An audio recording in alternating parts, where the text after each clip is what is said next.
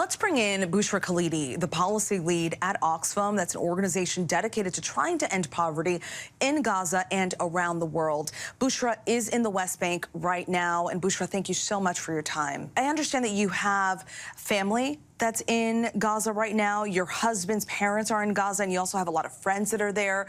What are they telling you? My nephews, all they've known is their young lives is a blockade and wars. And this is just another recurrent reality, but 10 times more intense. Families have told us that they sleep together so that they can die together.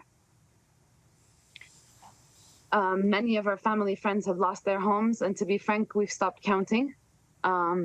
Entire neighborhoods have been wiped out. People can't leave their home because there's so much rubble on the street because of the level of destruction.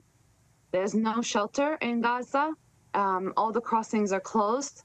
Even those designated shelters, they're not fit or adequate to shelter people. We've just heard the Shifa hospital doesn't have any space in its morgue, anymore, and so it's parking bodies outside of the hospital. There's many bodies under the rubble. People have told us, my family friends have told us that they've heard people scream for help under the rubble, with medical teams unable to access them because of the level of destructions on the streets. Cars can't drive. One colleague shared with me that every day his son asks him if he's going to die. Remember that Gaza is a very young population. Almost half of Gaza, half of 2.2 million people are children. It's just a devastating situation. They've lost hope. They've basically lost hope. Your organization tries to end poverty. And what are they doing right now in the region, in Gaza, or I mean, wherever they can work? What are they doing right now?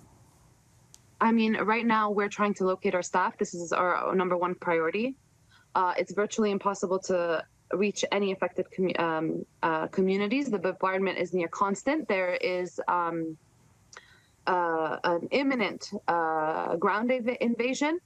I mean, if that happens, even humanitarian corridors that a lot of organizations are calling for are going to have to be rethought completely in their entirety. I mean, as an international community, we have forewarned of the humanitarian crisis for years, actually.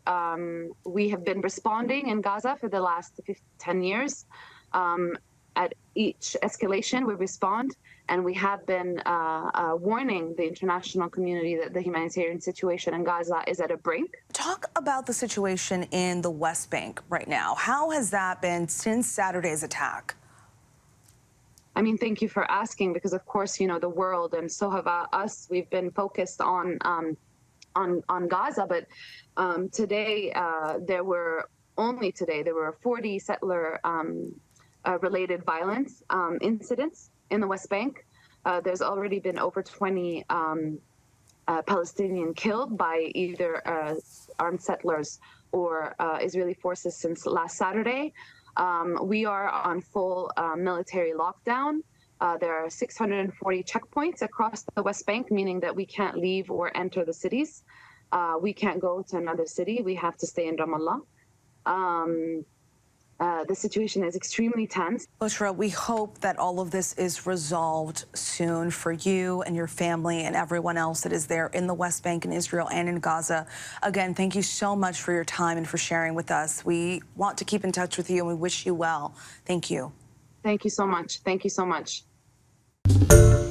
Hi, everyone. George Stephanopoulos here. Thanks for checking out the ABC News YouTube channel. If you'd like to get more videos, show highlights, and watch live event coverage, click on the right over here to subscribe to our channel. And don't forget to download the ABC News app for breaking news alerts. Thanks for watching.